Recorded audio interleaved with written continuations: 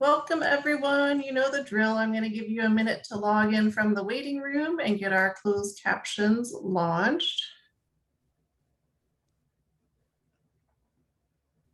I hold my breath during this every time, no matter how many I've done. Always comes through for me.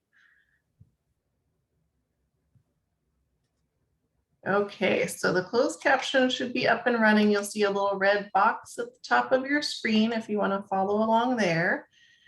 Welcome everyone. I'm Christy Baglow, the Director of Statewide Training at Florida Legal Services. I am so excited to have you here with us today. This is our first webinar episode that's going to be turned into a podcast. I feel so special to be able to co-host this. So today we have with us the crew of the Trauma and Justice podcast.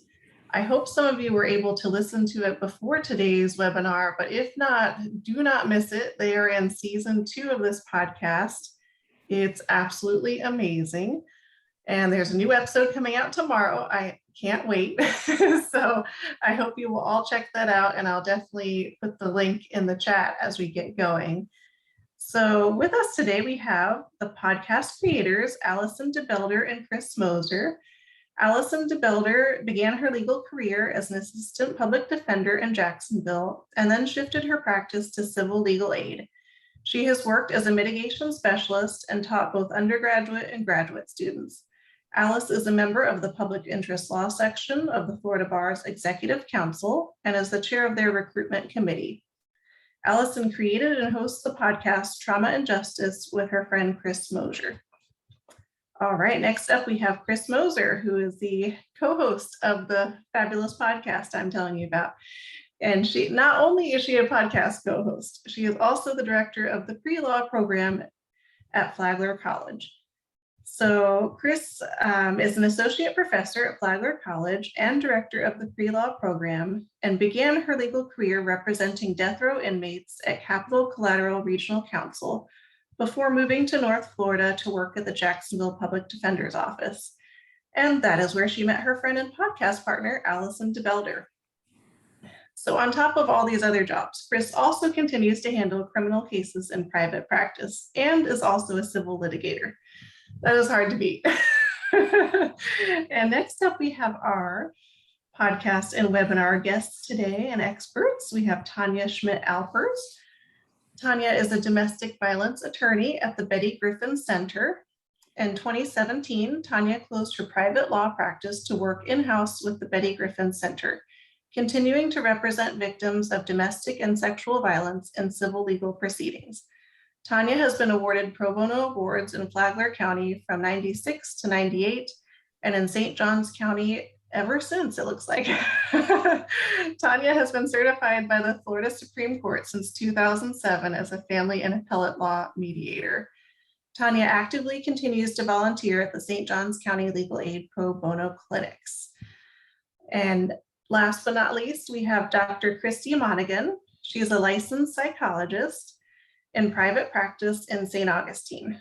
Her practice involves a variety of clinical and forensic specialty areas, including frequent court appointments to family law and criminal law cases. Dr. Monaghan is a member of the American Psychological Association and the Florida Psychological Association. Dr. Monaghan was instrumental in the development of a national mental health program within the American Academy of Veterinary Medical Colleges. This model program was designed to address mental health and wellness issues within the profession and to enhance the health and wellness of its members. So as you can see, we have a wonderful panel today. I'm really excited to get this started. So I will hand this over to Chris and Tania at this point. Thank you very much. Tania, thank you so much for joining us today. Thank you for having me.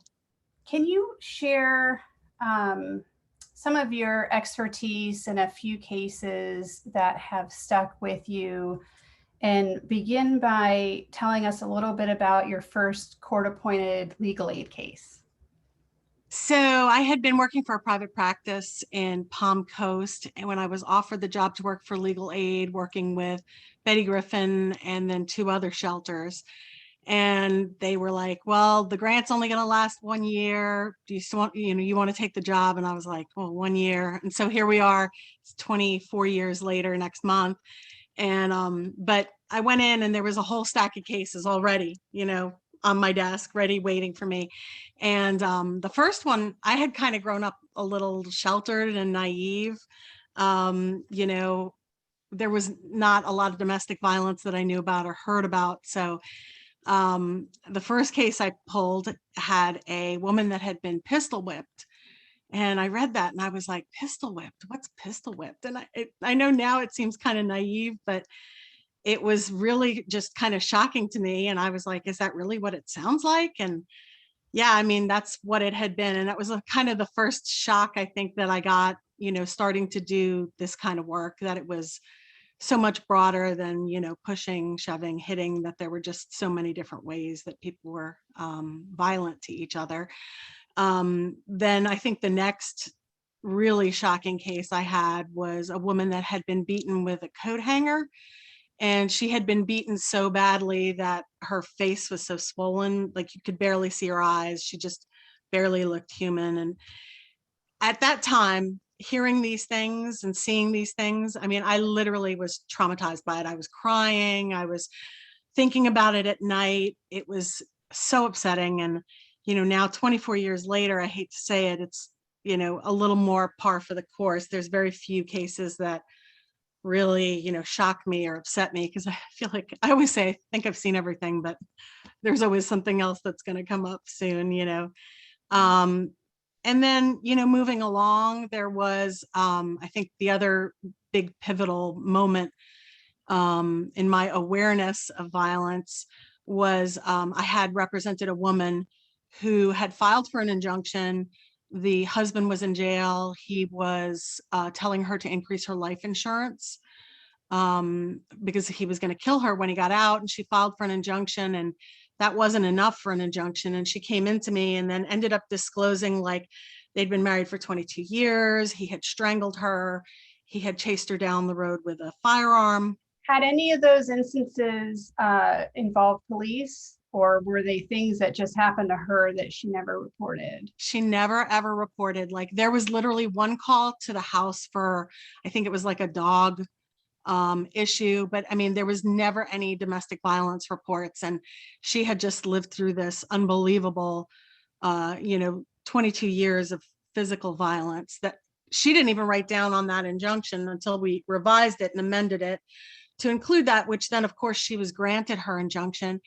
And then 9 days later, I had been telling clients the injunction is just part of the safety plan, because it's not a bulletproof vest. It's just a piece of paper, but it can be very, powerful to enforce, especially if there's violations. But really, again, it's just part of the safety plan. And I think the time that it really drove it home was she was killed 9 days after we had gotten her the injunction. He shot her to death. And that was really upsetting and impactful, and really brought home how important safety planning is. The shelter does safety planning, but you don't know. There are red flags, but you don't know. Can you go into a little bit part of the safety planning that is outside of the injunction work that you do for the clients? Sure. The shelter does a lot of safety plans, like people packing go bags, with important documents like birth certificates, social security cards, varying your routine. If you always go to the same Publix, maybe don't always go to that Publix, don't always drive the same paths, try to switch things up. Having a signal either telephonically or with your neighbors, like, hey, if this light is on in this room, call the police, there's a problem. Things like that, things that you can do to stay safe. People having documents and knowing what's going on is important. And in your experience, does domestic violence cross cultural, class, race, and educational lines? Absolutely. Anybody can be a victim. Absolutely anybody. The person sitting next to you or the person you least believe could be a victim, can be. I mean, I think you see in more affluent areas, people sometimes are more reluctant to report. Elderly people are more reluctant to report because they have barriers, because they've, have limited options. Immigrants, LBGT community, because they're going to be, the threat of outing, things like that. So there's different communities that have different barriers, but really anybody can be a victim. And we have the abuse wheel that's embedded into the materials. Could you give a couple of common examples of the methods that some of the abusers use to exercise control and power over the victim, and also to isolate them? So that power and control wheel, our counselors use that, and it's not the legal definition of domestic violence, but it is an example of how an abuser exerts control and keeps the victim, doing what they want them to do, and within that abusive situation. And a lot of times victims come in, and that's really when the light bulb goes off. They look at that power and control wheel and they identify, oh my gosh, all of these things are things that he does. The isolation, keeping them from their friends and family, relocating them sometimes. The big one within the litigation context is custody of minor children, threatening to take the children away, limit their, contact. Financial control is often a huge player in that as well. People sometimes don't leave because they don't financially believe that they can support themselves and their children going forward. Those are, I would say, the big ones. Right. And these are, I guess, would you agree, like red flags that would precipitate the actual abuse that occurs later down the line, whether it's weeks, months, or years? Sure. I mean, it's the power and control wheel is the example of an abusive relationship, a lack of a balance within a relationship. So if someone's identifying with those things, I mean, violence increases in severity and frequency as time goes on. And those are usually the first indicators that sometimes people don't see, it kind of creeps up on them. Right. And I guess, we had talked privately about like a slow burn, right? Or finding yourself in the situation, which is sort of counter to a lot of the media versions of this, where you get married and there's a big fight, right, on the honeymoon. It's usually like a gradual, I guess, like slow burn situation that is hard to identify if you're actually in it yourself. So you have been in Florida since 1997. You have immense respect with the judiciary. You've helped so many clients and have done so much service to our community. And you're so well known. Thank you. You're welcome. You're welcome. And so now I guess I want to shift to a line of questions that I think and I hope will illustrate in a very meaningful way how domestic violence can literally happen to anybody, right? And you had been in Florida for a couple years practicing law in this area, and you met somebody. Who did you meet? Where did you meet them? And what did that person do for a living? Okay, so as part of my job, I was doing law enforcement trainings.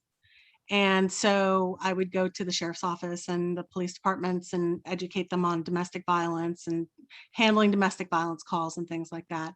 And after one of the classes, someone came up to me and said, oh, there's this guy in the class and he wants to take you out. And I was like, I don't know who that is. I don't know anything about him. I had gone on a ride along with a different deputy to kind of see what they do, and had met this other deputy that had been expressing an interest, and he had asked me out.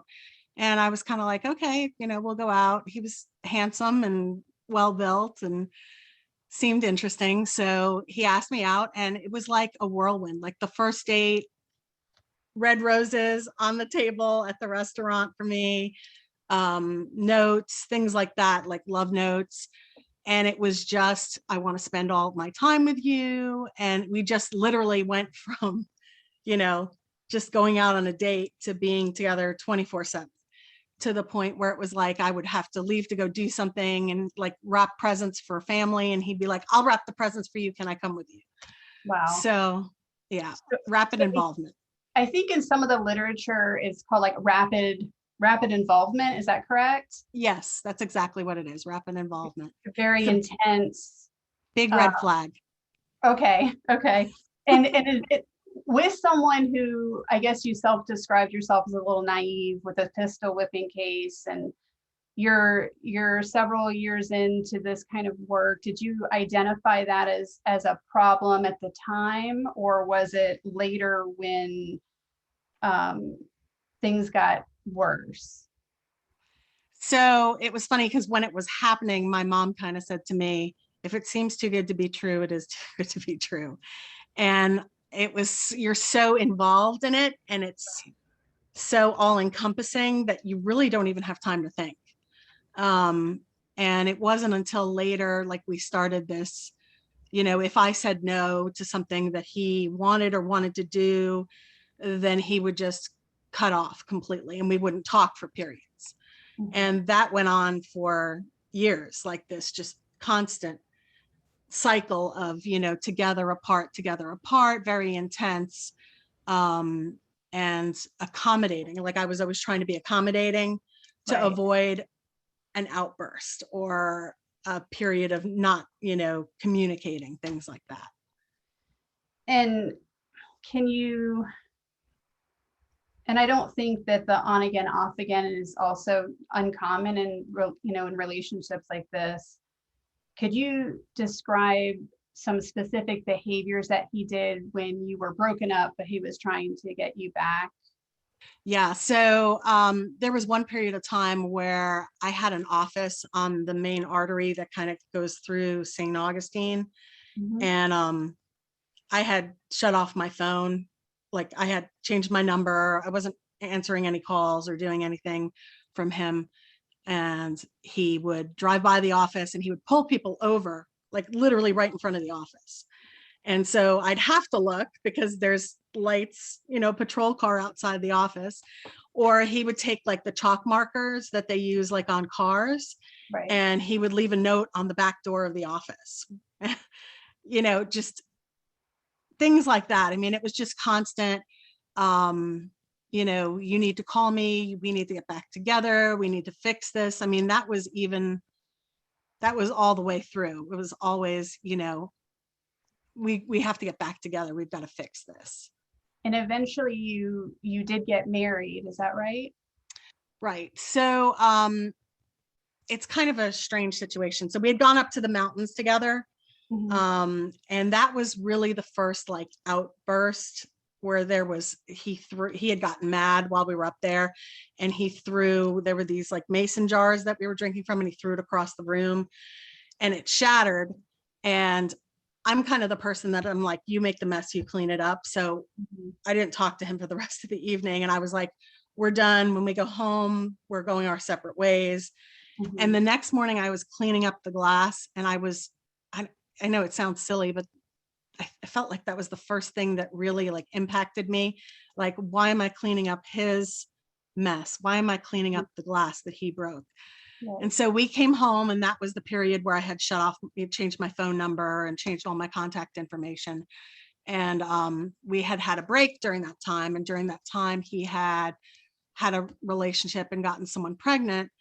And then subsequently got married. And literally like the day before he was getting married, he was trying to make contact with me at my office. He's like, I made a mistake. You need to help me get out of this. And I was like, you made your bed, lie in it. And then same thing, just, he had gotten married, he had the child. And then he reached out at some point and he was like, I need to file for divorce. I need to get out of this relationship that I'm in. I need, I have this child, we need to take care of her, things like that. And he had told me that he had gotten divorce papers signed, which he hadn't. And then I later found out he hadn't, but he had moved in with her. And then we had started, her meaning his daughter, who's now my daughter. Mm-hmm. We had started the litigation process because the mother the biological mother had taken kind of a downward slide on pain pills. She ended up being incarcerated for a period of time for trafficking drugs. And during that time, we did a termination of parental rights. Right. And got married during that time. So we did the termination of parental rights. I ended up adopting my daughter, which the biggest blessing that's ever come out of this whole situation. It's unbelievable. But that process took a long time.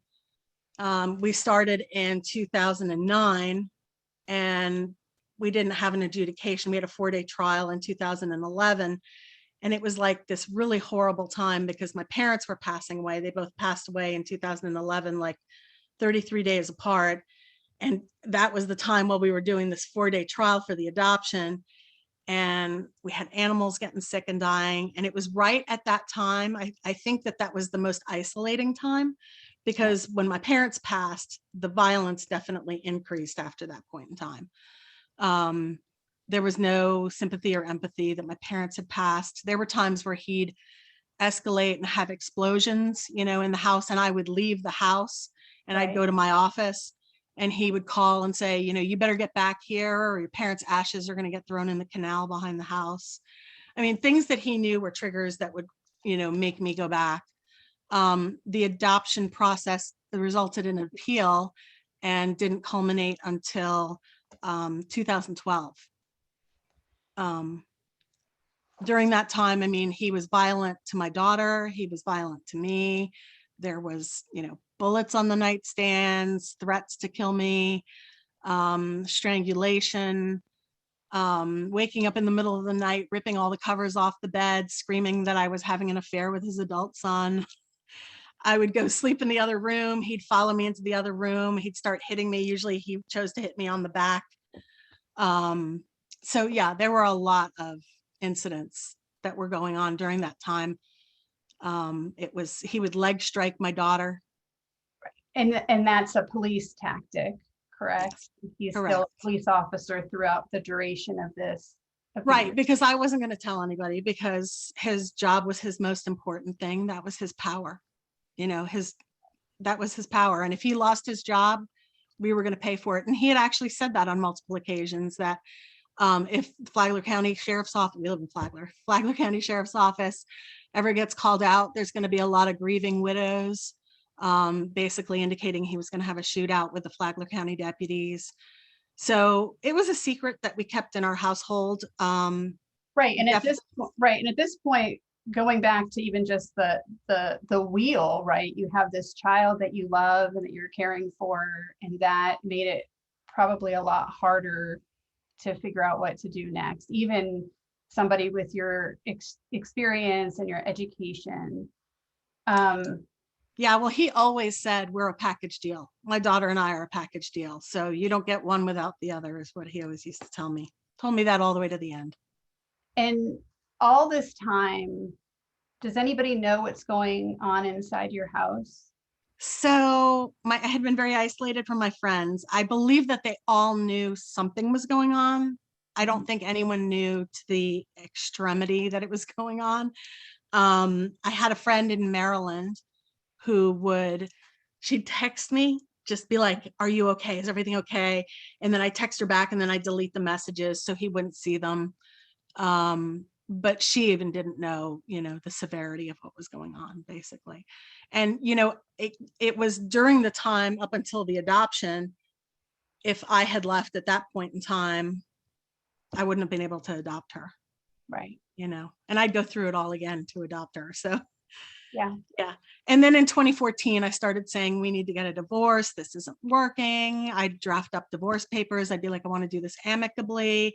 He'd throw them in my face. I'm not getting divorced. We're a package deal. It was that kind of a thing. And I really wanted just to do it amicably. I didn't want a big blowout, which ended up happening in the long run. So let's talk about that, and more importantly, kind of the aftermath of that. There was an incident that finally resulted in outside involvement. Can Can you describe the event? Because it wasn't you who called the police, is that correct? That's correct. Okay. So, in the end, my daughter is the one that reported, and I'm glad she did. She reported it to her guidance counselor at school. Okay. Which that in and of itself triggered a call to DCF, which triggered a call to the sheriff's office. And that kind of led the ball rolling down Because they're mandatory reporters, right? Like that. Correct. They have to do that. Correct. So yeah. And we were actually divorced at the time that the disclosure came out. But the last official incident that had happened in December of 2015, where we had been talking about divorce. I was trying to go through like the reasons why we needed to get a divorce. And I had like a pad of paper and some loose papers, and he got mad. He took them and threw them in the pool. And then I was like, okay, I'm done. I walked inside the house. He followed me inside the house. We had like a kitchen counter, and he grabbed my breast area and twisted my bra. And he had me bent over the kitchen counter. When he twisted my bra, the underwire went through my dress, came out my dress. And I was saying to him, I was like, get off me, you're hurting me. He's like, you're hurting yourself. I said, you're upsetting Cadence. He says, no, you're upsetting Cadence. And it was just on and on and on about, him doing that. I looked over to the side and I saw through the crack of the door, the bedroom door, that my daughter was videotaping the incident. After the incident de-escalated, I went in the bedroom and she was like, I videotaped it. I have it on videotape. And I was like, put it away, put it away. If he sees it, it's going to be an incident. Right. So the next day she was out by the pool and she saw there were papers in the pool and she tried to fish them out and the phone fell into the pool. And so that video was gone as far as we thought. And then months later, she disclosed wait, can I stop for a second? Did this, up until this point, was there an arrest? Did anything happen to him as far as consequences after your daughter reported? And she didn't report until months later. She reported, so it happened in December, and then she reported, I think it was like February, that following February. Okay. Because after that incident, he was still living in the house, but we were going through divorce proceedings. After that incident, I did get him out of the house with a temporary exclusive use and possession of the home order from the court. And then at that point, we were living separately. But he kept saying, we're going to fix this. I'm going to move back in. And I was like, no, that's not happening. Valentine's Day, there were flowers on Valentine's Day, and we were already divorced. We got divorced at the end of January.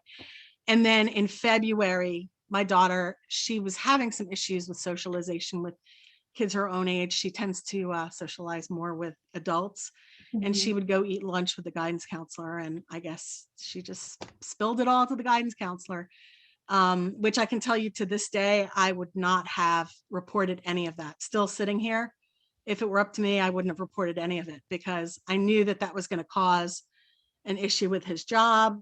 That was going to escalate the danger to my daughter and I, so, but I'm glad, in retrospect, I'm glad she did. So was the video evidence that she recorded eventually found, and what happened after that? And I guess more importantly, as this was going on, how were people, and I'm talking specifically about his coworkers, court staff, how are people perceiving hearing this allegation, right, before and after the video, and did that surprise you? So with the video gone, there was no really corroborative evidence, which is something he had echoed, which a lot of abusers echo throughout the relationship. No one's going to believe you.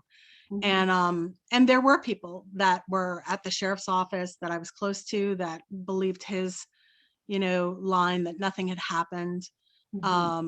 It was frustrating. It was upsetting to think that people didn't. I mean, I did have people that believed me. And I will say the city police department, the St. Augustine Police Department under Lauren Luters, they were excellent. They were monitoring my office. They were having officers doing their paperwork in my parking lot and things like that, because it was such a severe escalation. And I think there's like a group of people that viewed him as very dangerous and the situation being very dangerous. And then others that just thought she's just filing, to get custody or whatever, which that had already been determined all in the divorce. So there wasn't Right. really like an His issue there. outside projection of other people, how people perceived him, well, it couldn't be Right. true, right? He's so gregarious, Right. so friendly.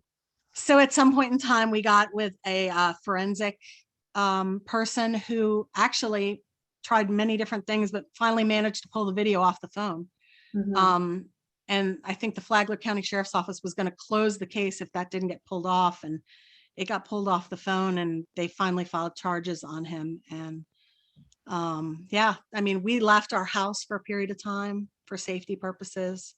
It was a scary time. Thank you so much for talking to us about this. I just have two kind of closing questions.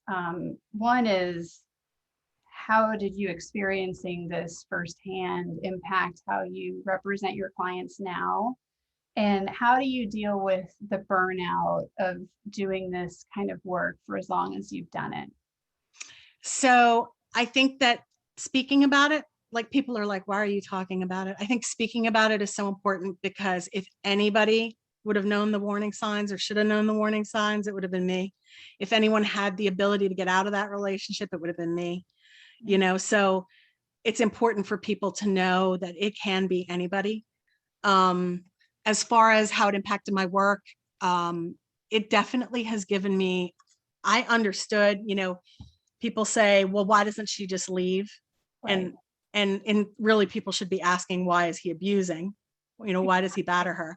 Yeah. But I always understood that why she didn't leave from a like textbook kind of viewpoint, but it has given me a totally different understanding of it internally. And I think it's made me more compassionate towards clients, understanding their fears and really believing their fears going forward. As far as the resiliency, as far as doing the work, there's huge burnout in the domestic violence field. Huge turnover because of the vicarious trauma that goes on. I do have to say, I have a paralegal that's been with me for 23 of those 24 years. She's incredible. She takes a huge burden off. We had judiciary that are in St. Johns County, we're very blessed.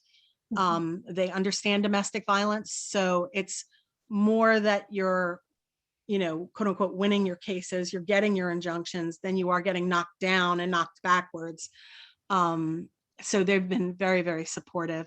And I think just, this weekend we were cleaning out the garage and I found all these mementos, and I've got all these letters and cards and emails from people that were like, you've really made a difference in my life. And I think just even one person, if I've changed their life, then it's worth it. This is a great field to be in.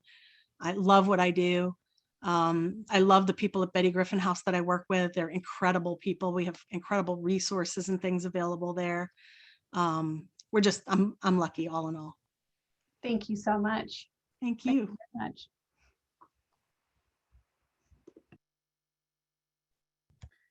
Thank you so much, Tania, for sharing your story and for the work you do every day for your clients. I know they all appreciate it. I'm going to pass this over to Alison and Dr. Monaghan at this point.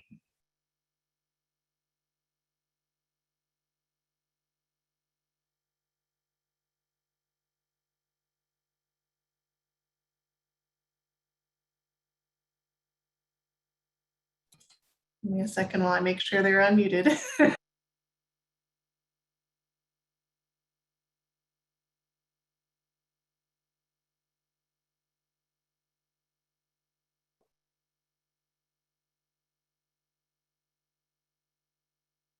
Here I am.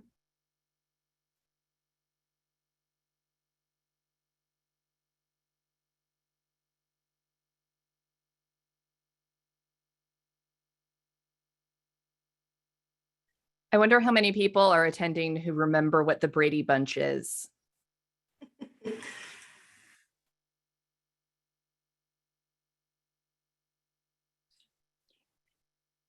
Hi, welcome, Dr. Monaghan. Thank you. I wanted to start off, I guess, at the beginning. Can you tell us what trauma is? Yes. Basically, the concept of trauma is a very non-specific and generalized term.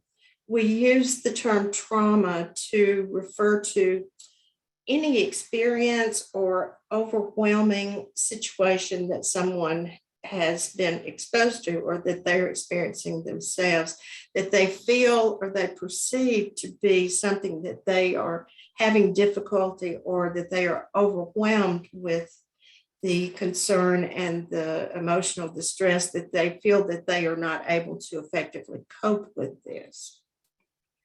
And we've been hearing more, I think, in culture and in the law, certainly, about vicarious trauma. How is vicarious trauma distinct? Vicarious trauma is a concept that is used to refer the experience that a person has when they are in a helping profession and in an empathic engagement with someone who is experiencing trauma. The term came about originally with reference to hospice workers and then subsequently with first responders and emergency room providers. It reflects a number of different types of dynamics. It's something certainly in mental health that we experience, attorneys and their clients, so mental health therapists as well. And do you yourself treat people who've experienced trauma? Yes, I do. Part of my training, actually, my doctoral internship was at the University of Miami VA Medical Center.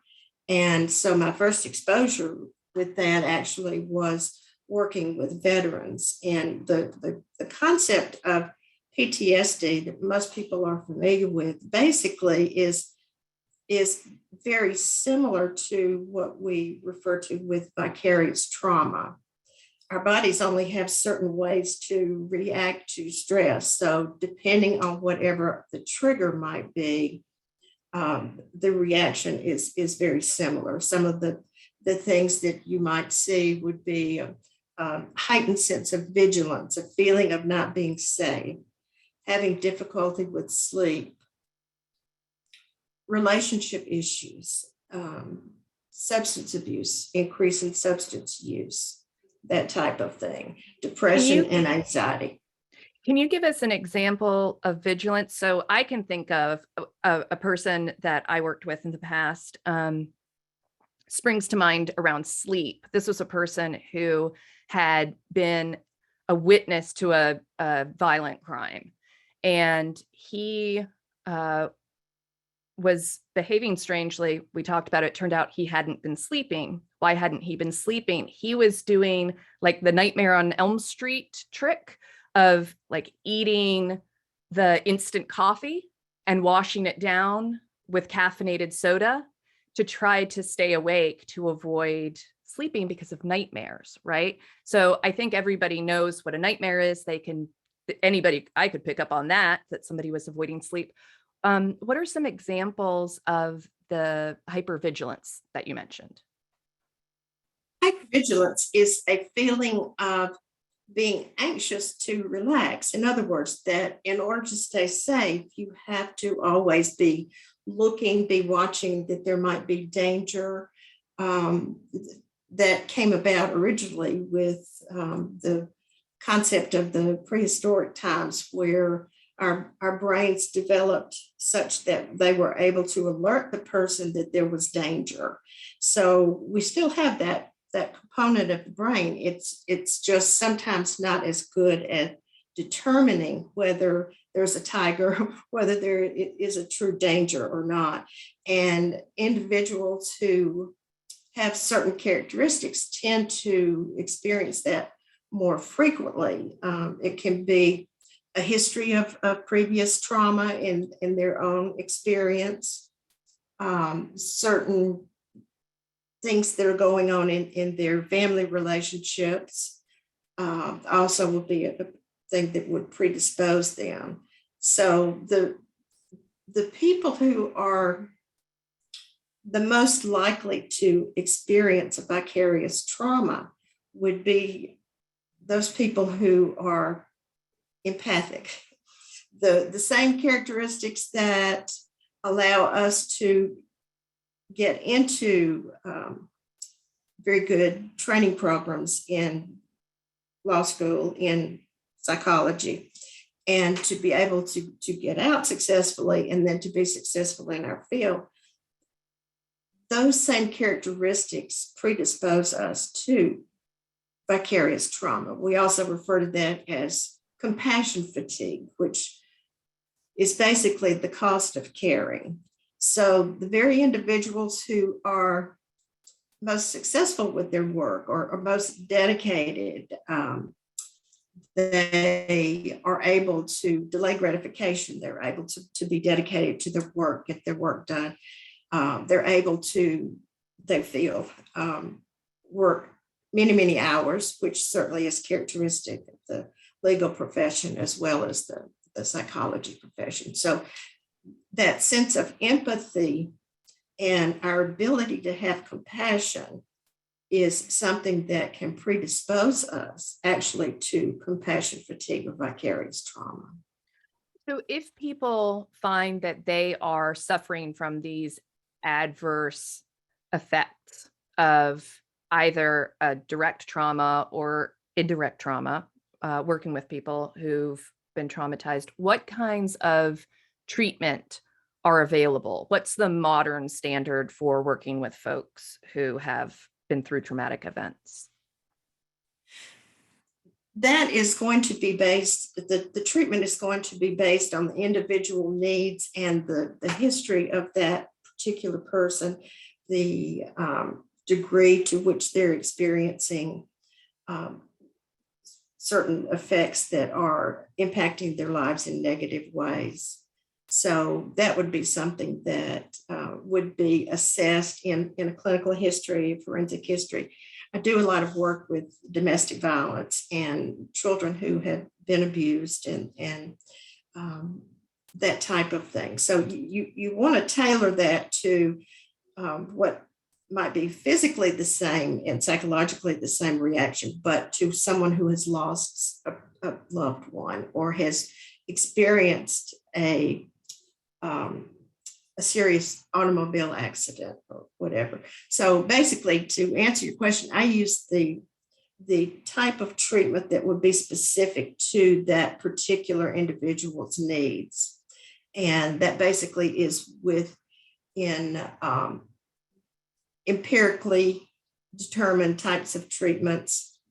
And that certainly the concept of psychotherapy is pretty general, but one of the things you want to focus on in working with people who either have experienced trauma or who are experiencing trauma effects by vicarious exposure would be the importance of looking at the basic things like self-care, ways to assist that person in developing resilience. And another thing that's kind of come on the scene in terms of psychological research in the last 5-10 years is the concept of self-compassion.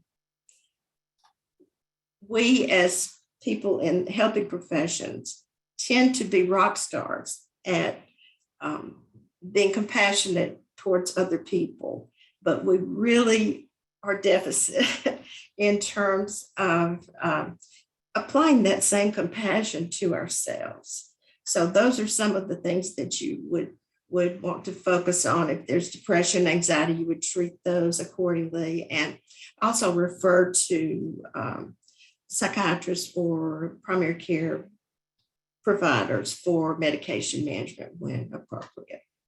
Are there any specific resources that you can point people to or examples that you can give that you would recommend? I assume we have mostly lawyers listening in today. Things that you would specifically recommend as healthy ways to cope and build resilience?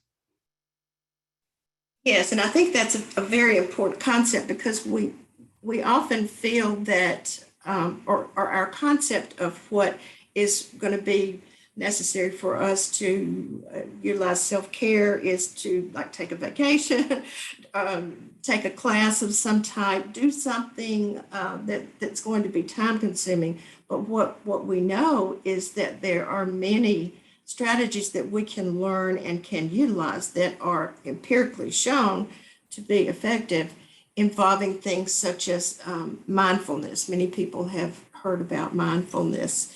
It's somewhat similar to a meditation. So things like that, and certainly our breathing.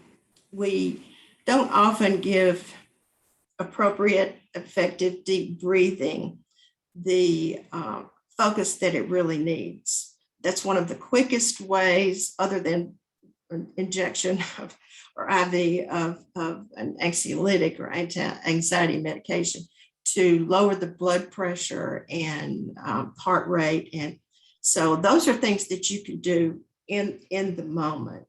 The one other thing that's kind of a larger category would be, along with the self-compassion, learning how to set boundaries and be assertive.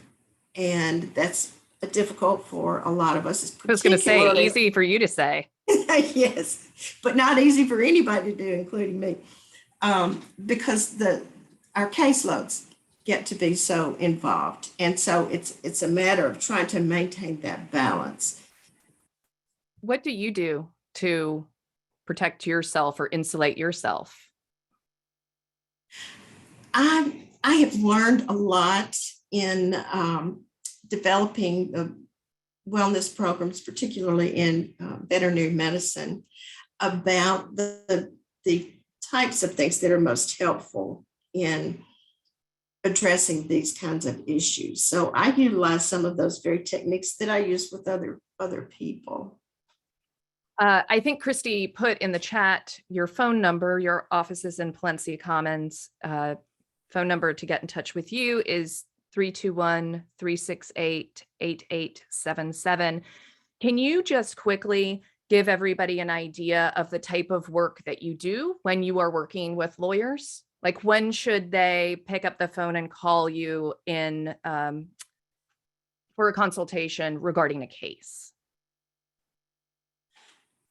Well, I think certainly there would be a variety of different types of cases. I actually work on very similar cases to family law attorneys. I also do some criminal work as well. So I think just any time that someone might have a question as to the best way to approach that case in terms of their own involvement. Again, we, as being very compassionate people, sometimes have difficulty maintaining that balance.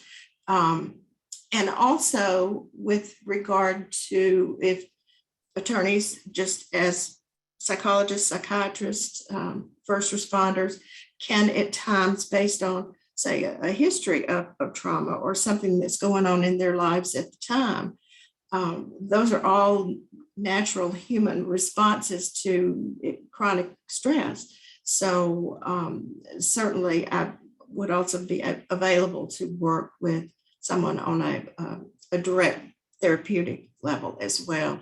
I wanted to mention the Florida Bar Association has a member benefit program, mental health and wellness. And there's a website for that. There is a hotline. And so I would recommend that as a good reference. Thank you so much. I know Christy wanted to save some time for questions. So Christy, is now a good time? Sure, let me get everyone back into gallery view. All right, welcome back everyone. So just remember to unmute during question time. Thank you all so much for all this information. I really can't think of a better way to close out Domestic Violence Awareness Month. And Chris and Alison, I really appreciate you letting our legal aid audience be a part of the podcast. I think you're going to have a lot of new listeners, because anyone who knows me knows I am a book person, but I am now a podcast person due to this podcast. So Thanks for converting. All right, so we did have a good question come in. And we addressed it somewhat, but I think it's worth going back over.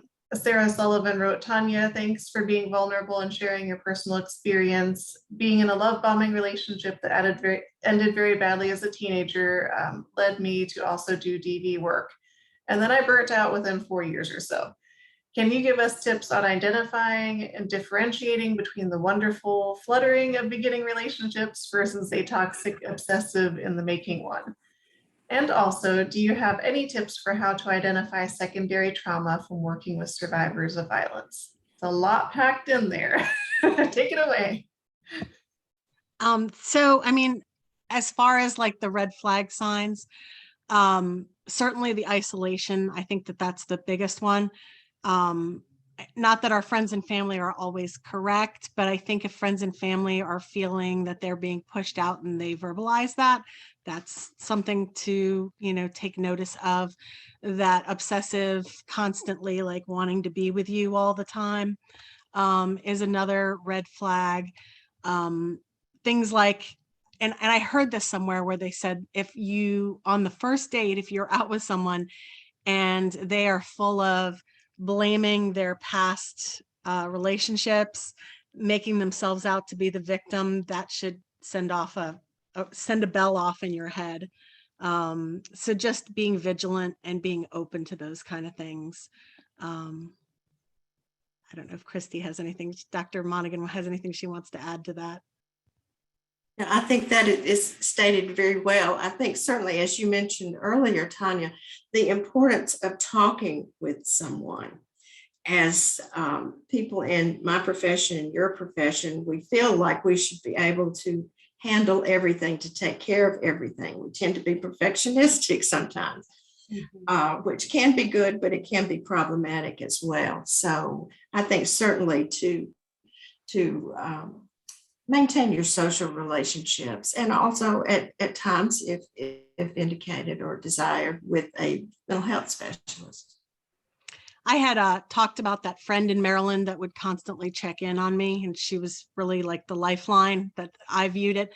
She later told me that she had to go for counseling because she was so traumatized by the fact that she knew I was in an abusive relationship and that I wasn't leaving and that I wasn't disclosing everything. And she was frustrated that she couldn't do more. So I think, unfortunately, it had, trauma to a secondary person also. On that same note, do you have advice for how to walk that line as a friend or a relative or a coworker in trying to express your concerns without pushing them back into the abuser's arms or closing off that relationship between the two of you? I think just constantly being like, I support any decisions you make. I'm here to talk to you, because what happens is typically victims will leave 5 to 7 or try to leave 5 to 7 times before they actually leave an abusive relationship. Family and friends get frustrated and they sort of say, well, if you go back, I'm not going to, support you anymore. Just being that unconditional support, I think, is really the biggest thing that you can do for someone. Just being that safe person that they can always talk to, that they know that you're going to support them and listen to them and help them. I think that's really important because we do tend to be fixers, and sometimes that's not exactly what someone needs at the time. Dr. Monaghan, I was wondering how you feel about therapy over Zoom. What are your thoughts about that? It's become more popular, especially during COVID. Is it as good as in person, or should people come see you in person? Well, certainly the preferable approach would be in person, and is in-person therapy. With COVID and other factors, sometimes we have used the Zoom, the virtual telehealth, more and more. So basically, I would say it's not necessarily the manner of the interaction, whether it's in person or virtual, but to make certain that you are finding someone who has the appropriate credentials and training. There are a number of online places now that you can call and speak with a therapist, but you don't necessarily really know who you're talking with. So I think certainly to seek someone with the appropriate credentials, and then of course the importance of the match is this someone that you feel comfortable with and someone that you are trusting of. Is there a certain reputable website that you recommend to find doctors with good credentials? Yes, the Florida Psychological Association has a directory. Also, Psychology Today has listings of therapists in different states with their areas of expertise and their experience. American Psychological Association is also another very good reference in seeking a therapist that would be most effective for that individual. All right, thank you. And I know we haven't made this a very visual webinar because it's going to be made into a podcast, but never fear, I will compile all these good resources you've been hearing about and put it in the follow-up email with the recording. And while we check to see if there's any more questions, I figured I would see if Alison and Chris have any additional questions, and I'm going to put the CLE information in the chat. The number is kind of a long one, so your best bet is the chat or the follow-up email, but in case you want to jot it down, it's 2108089, N as in Nancy. So I will put that in the chat while we see if Alison and Chris have additional questions. I don't have any additional questions. Thank you so much for having us. I guess I just have one. Tanya, I echo everybody else's sentiments in thanking you for being so frank and sharing so much with everybody.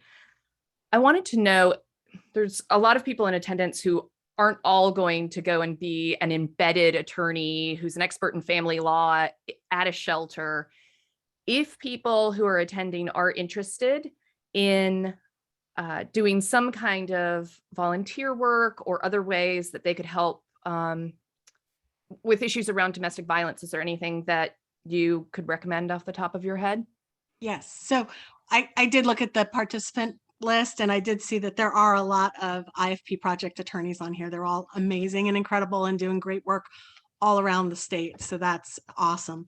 As far as doing things for the shelter, so obviously financial contributions are always welcome. If someone wants to volunteer, even if it's just volunteering to drive to get groceries or drive a participant to court or something like that, that's always helpful. Betty Griffin has a thrift store. You can donate your gently used clothing and household items there. That all goes to helping the shelter.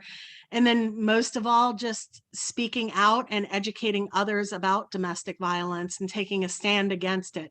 That's really the biggest thing.